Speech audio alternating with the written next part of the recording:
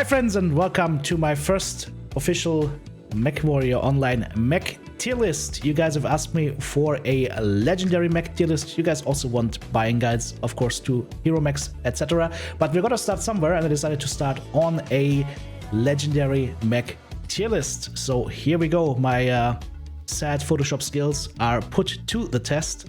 We have all the available mechs down here in the corner, and we will just move them into what I think is the appropriate tier for those mechs. Of course, we're doing this live on Twitch right now, twitch.tv/TheRealTTB, 6 out of 7 days a week live.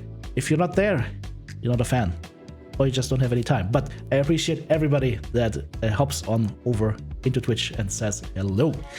Would love to see more of you guys there. Now, let's get started here.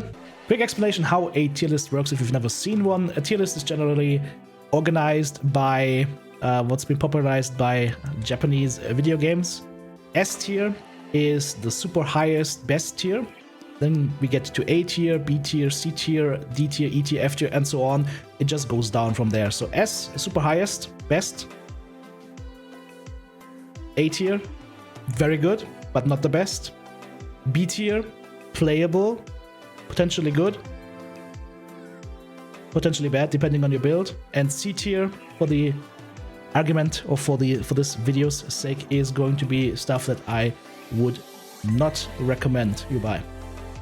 That should make it clear, hopefully. Well, let's start. And just to be clear, this is my personal tier list, so this is how I view those mechs. That doesn't mean necessarily this is universally agreed upon that these are the best or worst mechs. It's just my personal point of view, and you can have a different point of view, of course. Our first mech is going to be the scale shot, and this is a spicy one.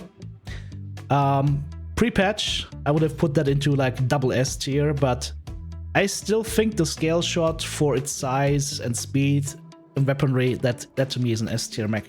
It does one thing really well, and that is shoot people with a lot of SRMs very quickly. So I think the scale shot would be S tier. Alright, moving on to the next one. That would be the War Emu. That is our Dakka assault mech right here, or Dakka stalker, the only stalker that can actually run some Dakka. I don't know if I would put it into S tier.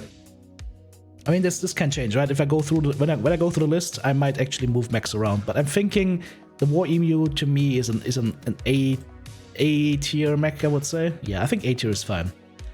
The Warlord, the Atlas. Well, it can run double heavy Gauss. It doesn't have ECM, but it can run double heavy Gauss. It can run a lot of builds that are extremely oppressive. I don't know if it's S tier. It's like a border case for me. It's like a border case for me. I would put it in here. That's where I would put the Warlord. If you're an assault enthusiast like me, put it S tier. It's got the style, it's got everything. The Hashki and Abaddon, the two urban mechs. The two clan urban mechs. I might get some death threats here, but I think these mechs are like B or C tier. I'm not just exactly sure which ones, but they're definitely not A tier, they're definitely not S tier, in my opinion. So I would put them between B and C. The Gorewing. Yeah, the Gorewing really doesn't do anything better than other Vapor Eagles. I would actually put it in C tier. I think this is the weakest, or one of the weakest of the legendary mechs. The Blight Marauder with the double Dakka up high. That's an A to S tier mech, I would say. Definitely. It's a really good Marauder. I think this is fine to just put them in between, right? Then the Onyx. So here's the thing.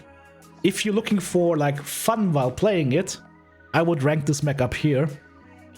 Effectiveness in a match, I would put it here. Like realistic effectiveness, it's not bad by any means. If it gets better quirks, I think it needs some better quirks in the range department and weapon velocity department. If it gets that, I would put it up higher. But right now I would say between B and A. But S tier for fun, definitely. The Moonwalker. I mean, come on. It's the Moonwalker. This thing is really good. either mid between S and A or full S tier. I would say full S tier. High mounts and everything. Next up is the Juggernaut. Ha! You know, I love my Fafnirs, but I think the Juggernaut is not one of the stronger Fafnirs. It's a gimmicky Fafnir. If you only play the AC2 build as a sniper, I would put it up here. The AC2 build up here. Everything else down here. Down here. Between A and B. The Dreadnought. It's a really good mech. Marauder 2C, fast, agile. I will probably put the Dreadnought right here. Between A and S tier. Both the Dreadnought and the Moonwalker can basically do the same things, but the Moonwalker has higher mounts. Moin. And Azima wanted to be in the video. Thanks for the Prime and the 21 months. Then we have the Scattershot. So pre-patch Scattershot when it was released was up here. This was the Scattershot pre-patch when it was released. Right up here, full on S tier. Right now, right here, B tier, I would say. Then we have the Seraph. Now, the Seraph is a lot of fun. You guys remember the Toe Tickler 9000? I would put the Seraph. It's got the potential to do some nice vomit builds. It's definitely A tier. I don't think it's S tier specifically because of the mounts, but I would put it here. It's definitely super solid and fun. The Cyclops Argis.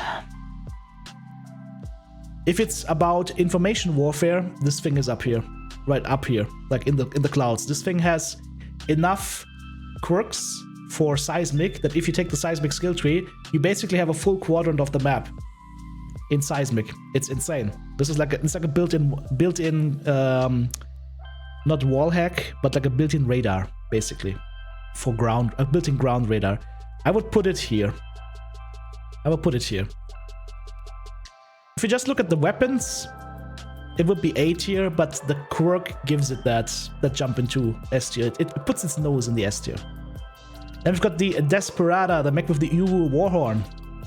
I will probably put it here. Between A tier and B tier. It's not bad, but it is a quick die. It's playable. Yeah, but you know what? Is it better than the Onyx? Huh. Maybe it's here. Maybe it's here. Playable, but not good. Not insanely good. The Howl. Now the Howl is one of these cases where I would put it. I mean, it's a Timberwolf. That a Timberwolf basically means you're automatically smelling A tier air. Some of the builds are really good and fun. We had some broader builds that were really strong, so I would probably put it between B and A tier. Gausszilla, another assault mech. Gausszilla, if you use it for what it's meant to be, I would put it. I mean, it doesn't have high mounts. It is a strong farmer though. Gauss or Hags, but it also has the low mounts on the arms. I would maybe actually put it into A tier. Yeah, I think it's more A tier than S tier. And the Stone Crusher, Laser Vomit, that guy I would say is sniffing S tier air. That is a very solid Laser Vomit assault mech.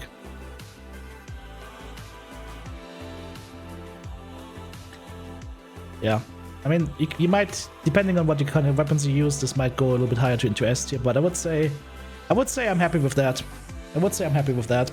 And those are all the mechs on the list. I didn't forget anything. Perfect.